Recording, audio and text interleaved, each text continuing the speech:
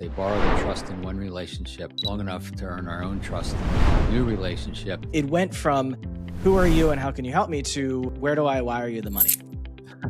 If I bring you someone who can refer you people, then I'm bringing you an engine. Just because someone has a sense of what you do doesn't automatically make you referable. Vague intentions produce vague results. Clear intentions produce. Why are referrals so important to someone's business?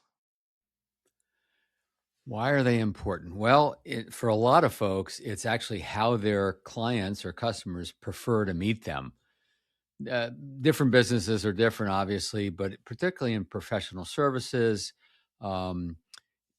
people want to use this dynamic I call borrowed trust. They borrow the trust in one relationship long enough to earn our own trust in the new relationship. And borrowed trust really permeates everything. You've heard the term social proof. That's a form of borrowed trust. And so referrals is one of the highest forms. Also, we live in a world of over communication. Everybody knows that. And so how do you cut through all the noise? How do you have a relevant message, a message that's relevant to the receiver? Well, the fastest way to that is an introduction from someone they trust. That's how we become relevant with someone who doesn't know us. So referrals are often looked as kind of the icing on the cake, right? Yeah, I get some referrals. That's part of how I grow my business. That I recommend for a lot of folks to consider it is the cake. It is how people want to meet you. So that's kind of my short answer on that. So I call it the triangle of trust Okay. or the psychology of trust. I learned this a long time ago when I had my consulting business that did really well. Because what I found was when I didn't have any social media accounts, I didn't have a website, I had nothing. Nobody knew anything about me. But when someone came to me, it was because someone knew that I was doing a service and that person trusted me. And so they told them that if there was a problem that they needed to have solved, that I was the only person that was going to be able to solve it. And so those people, it went from who are you and how can you help me to where do I wire you the money? It was that much of a difference in my sales pipeline. It's no joke. 100% of my clients were referral, because when I tried to do marketing and whatnot, it just didn't work. So I found that this was about I was in my mid to late 20s when I discovered this, and I've taken advantage of it since then. And taken advantage, I think, is probably the wrong word. That's a negative connotation, like manipulating people. I genuinely knew people who liked me and trusted me, and so they were willing to, introduce people that they knew. Obviously, the commissions were pretty nice as well. I call it leveraging borrowed trust. Some people think that, leverage is a negative word. No, it's not a negative word, especially when it comes from this place. You see, we need to think about referrals and introductions as coming from our belief in our value. We believe our value is worth sharing. It has to come from that. We don't make it about ourselves. We can be the beneficiaries of that, obviously, but it starts with believing our value is worth sharing. And so leveraging it, using it. I have a coaching client who's in the construction industry, and he's manufacturing referrals. That's the word he uses, right? So there's lots of ways to look at it, but if it's all coming from that place of just trying to meet the right people for you, solving the right problem for them, you're on pretty safe ground here. Quick break. I put together a free guide called Network Before You Need It. It's 6 lessons I learned that helped me create over $100 million in value for my network, generate over $15 million in revenue for my businesses, and fundraise over $8 million for my businesses and my clients. If you want to build relationships that work for you before you need them, go get this guide right now. The link is in the show notes. Okay, let's get back. What do you think is more lucrative? Being the person that has the business people refer to, or being the person who refers with the assumption that they're doing it for like a commission?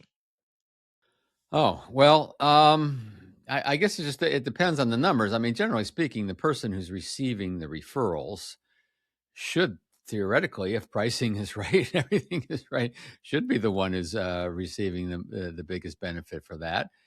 With that said, if there's a relationship where the referrer, the introducer, is compensated, that can be lucrative. It depends a lot on business models too, right? So, for instance, there are some situations where I have relationships where I am an affiliate. I will refer. I will make an introduction. I receive some compensation for that. I believe in the product service that I'm referring, so it's not cheapening the fact that I get some compensation for that. That's something you have to be aware of. I usually am very transparent around that if I'm receiving compensation from this recommendation. But I also say, look, I wouldn't do it had I not vetted them and feel good about what they will deliver, et cetera, et cetera. And then a lot of it depends, of course, on the industry. I know the folks that you work with, that's a very popular model to have, commission, to have compensation for that. I just think it should be transparent. I think that's the most important thing, because sometimes when clients or customers, you know, maybe didn't know that you would get compensated, and then after the fact they find out you did, it can leave a bad taste in their mouth if it's not handled properly. So I don't know if that answers the question. Both parties are able to make good money, but obviously the business is getting the business in should be the one making the most out of the deal. At least that's my opinion. The way I look at it is when I was doing this much more frequently when I was younger, let's say you give me 20%, right? If your margins are low, right, you've got to put a lot of that money back into running the business, but my costs are basically zero because I'm myself. I'm on my own, and so I get to keep all that money. And so if I have enough partners or if I'm able to bring enough business, as you said, can be very lucrative. I mean, I had months that were 50, 100, 150K, and it's just profit from commissions. So So here, it depends again on the business model, right? Because in my case, I own a business and I'm trying to promote my own products, my own services. Um, I will almost always make more money promoting my own products, my own services, than I will someone else's. right. But that's my model. That's my situation. There's a lot of variation out there in the market. Obviously, you're right. If I'm recommending someone else, that does that cost me anything? Well, no, unless it's drawing my attention away from what I really want to sell. Right? Does that make sense? Sure. Yeah. What do you have to do to be someone that other people want to refer clients to you? So you have to be referable. Sometimes I say you have to be remarkable, meaning worthy of remark. And just because someone has a sense of what you do doesn't automatically make you referable. They've got to have a really strong sense of what you do. This is why, usually, not always, but usually the best referrals or introductions come from the users of your product or service, right? They've experienced it firsthand. Now, with that said, there can be every industry has their influencers, sometimes called centers of influence, and these people can also be very powerful in with their borrowed trust. That they're very well respected with their borrowed trust. So the key is being referable, and usually that takes some time and some effort, right? What a lot of people will do is they'll break bread together. They'll talk a little bit about their product or service. The other person kind of gets it and says, great, if you can send people my way and I'll pay you 20% or whatever. Well, that isn't always enough. People aren't going to refer most people just for the compensation if they don't believe the product or service is valuable. So that's the key, right? You got to be referable. You got to be introducible, if you will. Now, beyond that, you also have to teach folks how to recognize people who could benefit from your product or service. You can't assume that people will automatically put two and two together. So that's an education process. What it looks like, here's the kinds of folks we serve the best. Here's some of the categories. Here are the things that might be changing in their life or in their business. It's going to be obviously, geared towards whatever your product or service is. But there are certain trigger points that will trigger people to be interested in what you offer. So these influencers, these referral sources need to know that. They need to be able to identify that. And then you want to talk about what is that introduction going to actually look like, right? Word of mouth is nice. If someone says, hey, you so-and-so, that's cool, but it doesn't necessarily mean that they're going to contact you, right? You need a connection. That's why, by the way, I always, when we're in front of folks who have the ability to connect with us, with others, whether it's a client or influencer, we want to use the word introductions. We want to use the word connections. And you want to make it as easy as possible and have a very clear path for that. You could have a special landing page where if you have like a high level influencer, someone who's sending foot, there's a landing page on your website just devoted to them. You're here because Sean Westbrook, sorry, recommended that we talk. Or it could be a little more generic. You're here because someone cared about you and your business. So that's another level of making sure the connection goes through. Very, very important. A lot of people aren't really good at making connections. They're okay about talking about us, but they don't necessarily make the connection. And by the way, this process, this three-legged stool, if you will, of being more referable and understanding who you serve and how to identify those people and then making good connections, this is a continual conversation. This isn't a conversation you have once with someone. This is renewing that relationship from time to time and going over those things. And by the way, one of the best ways to stay in touch with these influencers, these referral sources, is through case studies, real small mini case studies. I call it 1 minute case studies because it's something you could read or say out loud in about a minute. And the anatomy of a case study, very quick. What's the context, right? Who was the person? Who was the client? What was their business? Whatever. What's the context? What was their problem? Or could be aspiration, problem or aspiration. What was the emotion behind that? Then what is your product service provide? What's the solution? How are you addressing that problem or aspiration? What's the result? And then how do they feel? And notice I'm emphasizing how do they feel about the problem and how they feel about the solution, because that's what anyone can resonate with. Even if your case study is slightly different than what that person might have experienced, they can identify with the emotions of anxiety, of confusion, or whatever, and they can identify with the emotions of weight lifted off their shoulders, or problem solved, feeling good about their business or themselves, right? So one way to stay in touch with these folks is through these little mini case studies. Once a quarter, perhaps, you drip on these folks. So that way you're staying top of mind, you're educating them, you're bringing your value to life so they can see it and they can see how it actually gets applied to the real world. Stories, examples, case studies, very, very important in how you talk about your value and how your influencers or potential referral sources might talk about your value as well and understand your value. So I'm doing something like that, but not exactly. It's something what you've said is interesting, and it's something that I do want to get into. Okay. What I've done is it's like I've rebuilt my entire website from scratch inside of Cursor, which has the Claude AI. I don't know if you dabble with this. Not And with that specifically, but yeah, go ahead. so I used to have a WordPress website for many years, like 15 plus years. And I decided to rebuild my entire website using Claude, and I did so, and it's beautiful. I'm really, really happy with it. And I constantly maintain it. I'm adding things because the AI is so great. And what I've done over time is uh, like every time an interview comes out on YouTube, I have a new post made inside my website. And so what I also have the transcript for every interview inside my website for Google rankings and all that.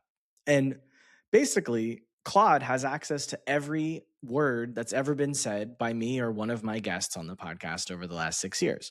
So now I'm able to say, hey, find me case studies of this, find me this, find me that. Let me, help me to make an email sequence, help me to make a lead magnet for this topic, because I've talked about some of these things over and over and over again with different people. And so what I was able to do was, since my focus is on networking now, I said, find me 5 people that I've interviewed who have fundraised based on networking and These are case studies. Make me a page on my website called Networking Case Studies and show me. Now, these are not people that I help to fundraise, but I'm using their success stories for fundraising as a means to talk about networking and show people the value of networking in order to do your fundraise, because half the people that watch are, trying to get funded. So, yeah, while they're not my clients, it's still a really cool, I think, way to work with AI that also I can direct people to. They can find the content and go, oh, this is interesting. And then, at the bottom of the page, it's like, oh, by the way, if you want to do fundraising, book a call with me, even though I didn't do the fundraising for those people. Well, yeah, I mean, so that's it's all good, it's all valid, right? It's based on your experience, it's based on a relationship with someone you have. Any kind of content like that, whether it's your success story, someone else's success story, your knowledge. Sometimes you and I we're creators, say curators of knowledge and information, right? So we're helping the people in our community by curating and vetting other stories and other information out there. So that's all good, and some of that, borrowed trust, if you will, rubs off on us. They trust us as a resource. So I think that's a great idea. What are things you've seen people do that have made you not want to work with them? Well, I'll tell you, I just had one earlier this week. This is the first one. There's probably a lot of things, but what popped in my head right away is I was talking to a possible vendor, if you will, someone trying to sell me something, and I said, I need some references, and I will never make any big expenditure without talking to other people, without references. And here's another thing. I've occasionally had people say to me, well, we keep our clients, very private. We don't like to reveal that kind of information out. That means I don't have clients. Well, either that or it doesn't have any good success stories. Look, if you do good work, then there's some people out there that are your fans and they're happy to serve as references. And so not willing to share references is one of them. Now, in this particular case, and I'll go back to what was triggered, is he starts to, well, let me tell you some of the people that I've done some work. And he starts naming these big names. And I start saying, oh, time out. I'm not them. I don't have that kind of reach. I don't have that. Give me references. Give me some people that are more like my business. So the mistake is sometimes in communicating our value is using references, name dropping, right, of our clients that don't relate to the person we're in touch with, right? So, for instance, if I get someone comes to me and says, "Hey, we've done this for Microsoft, we've done this for Google, we've done this for whatever," fine, I'm not them. Right. And so that's an important element in all this, is making sure that all of our communication is as relevant as possible. So that's certainly a something. How do you know? How do you know what people are know or don't know, though, when you're trying to be relevant for them? Oh, well, I wrote a book. So what the shameless promotion called Radical Relevance. And this is about how we talk about our value, how we position our value, et cetera, et cetera. Now, the reason I bring that up is because what radical relevance is being so clear on your target market, your avatar, persona, whatever name you want to put to it. And you can have more than one, but being so clear and knowing their world so well that the things you say, whether it's a website, whether it's an email, whether it's something, a spoken word, you know their world so well that the things you say, the questions you ask, and all your products and solutions, they can see themselves in that messaging. They see that you know them. See, we're so clear on our target market, we can ask questions that a generalist couldn't ask. And that person will go, oh, okay, this person knows a little bit about me, or he or she wouldn't have the ability to ask me that question in the first place, right? So how do you target your messaging? How do you?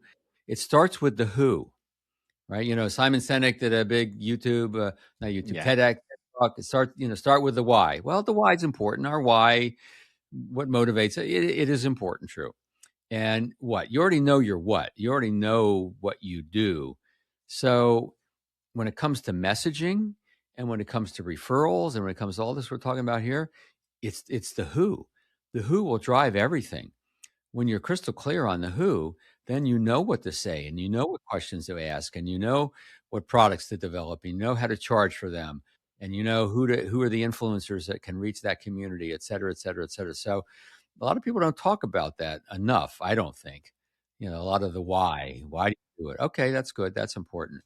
But the who is really primary, and that's what radical relevance does. It helps. I cover two types of relevance: strategic relevance, which are kind of the big questions, the big who, the target market, your differentiation, what makes you different than others, and how that's valuable to people, not just differentiation for differentiation's sake, but it's got to matter to people. And then the tactical relevance, which is how this all plays out, the words you use, the tactical elements that go into that, some of the formulas that I provide. So that's a long answer to your question, but that's how you know what to say, and that's how you know what questions to ask, because you know that person so well. In fact, you may even know parts about them and their business that they don't even know yet. When I was first starting out with one of the companies I had invested in, they had specifically said, "Look, I can operate, I can deliver, but my struggle is in getting the word out there about what we're doing. Can you help?" And I started to bring them referrals, but I wasn't bringing them companies that would be their client. I was bringing people who had a business serving their potential clients. So if I bring you someone who can refer you people, then I'm bringing you an engine. But if you ask me to bring you a person, that's hard. It's much more easy for me to find people, especially through the podcast, that are an engine of referral, for you. And one of the issues that I had was they weren't clear on who they were serving. They knew what they wanted to do and they knew how they wanted to do it, but they weren't clear on who was going to be the first to start biting and buying. And so I was bringing them every person that I could who served companies that would need this service. Mm-hmm.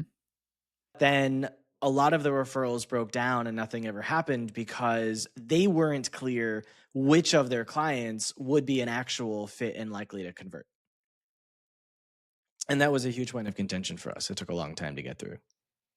Well, yeah. I mean, vague intentions produce vague results. Clear intentions produce clear results.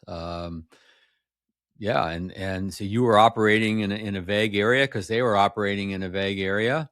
And sometimes that's okay when you're first getting started, right? Sometimes you want to see what part of the market responds, right? Sometimes you don't always know totally 100% clearly who your who is from the very beginning. It's nice if you do, but that also morphs. That can change, right? I mean, I've over the years of being in business, I thought my who was this, but it turned out to be this, right? And that's just your trial and error. But if I'm not clear on who I'm trying to reach, how could I expect anyone else to be clear? Um, and then eventually, I do believe that once you are clear on that, then if someone isn't the right match for you, then you don't want to be wasting their time and your time. Your messaging, whether the messaging is through another human delivering the message to others, like a referral source, or whether it's your website or anything else, your messaging needs to attract the right people and repel the wrong people. And I know repel seems like a strong word, but it's not just in our best interest, it's also in their best interest. The match always should be right. And if we're creating mismatches out there, then we're going to sabotage our success over time. I find there's companies that say on their website, "Who is this not for?"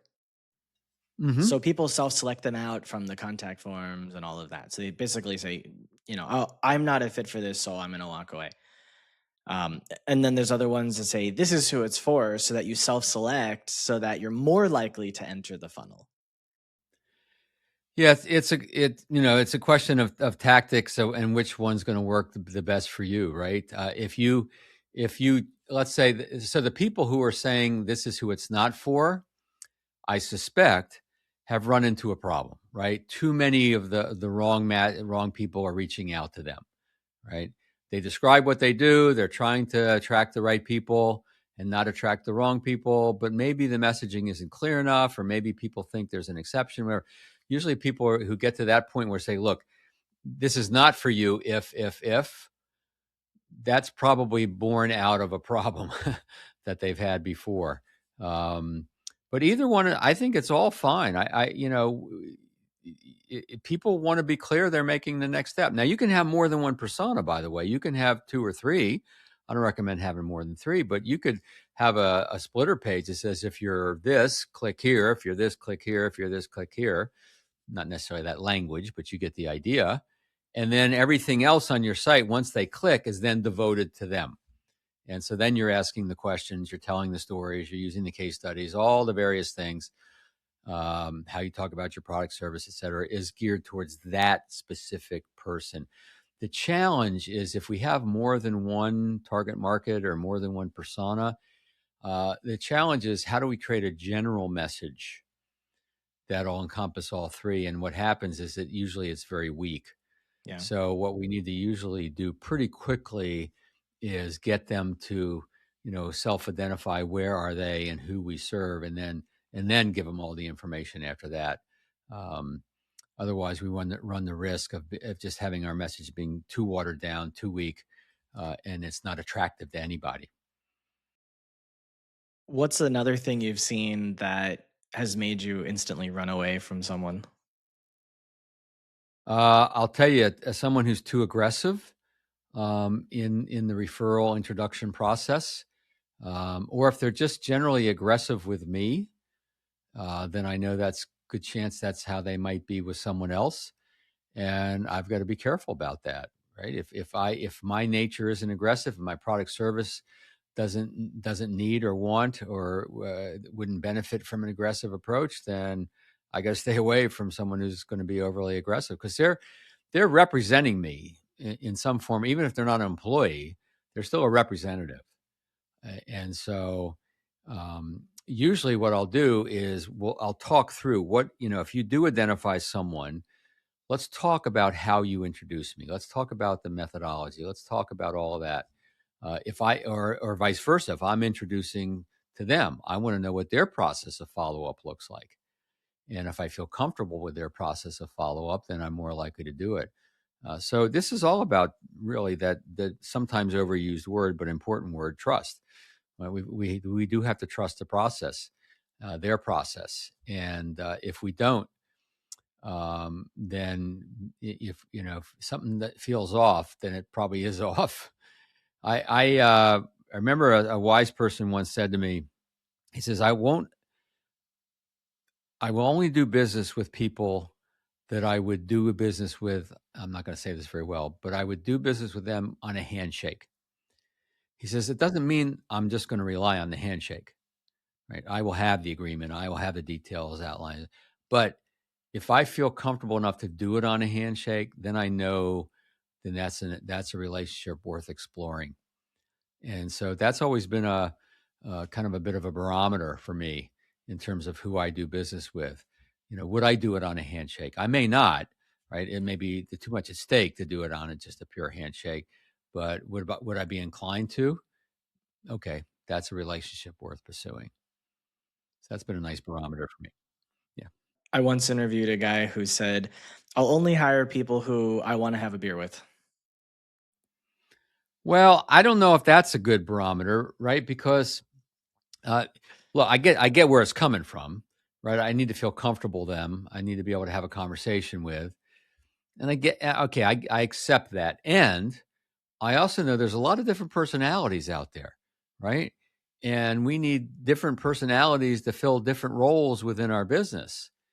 And so, just because someone is a little different than us in their personality. Just because we might not enjoy an hour over a beer or two with them doesn't mean they couldn't be a great asset for our company.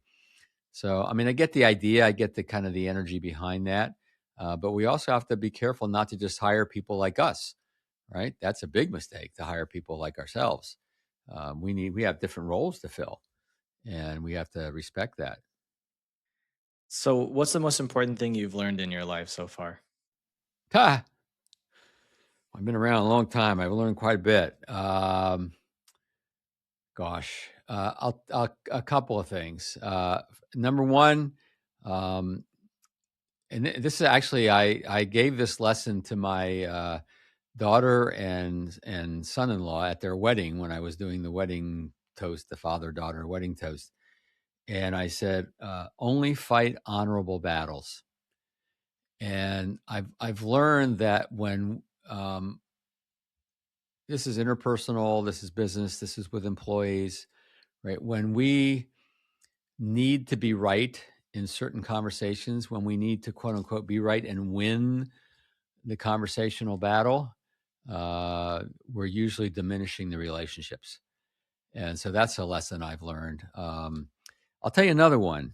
And this is from the younger folks may or may not know who Vince Lombardi is. He was a legendary coach of the Green Bay Packers.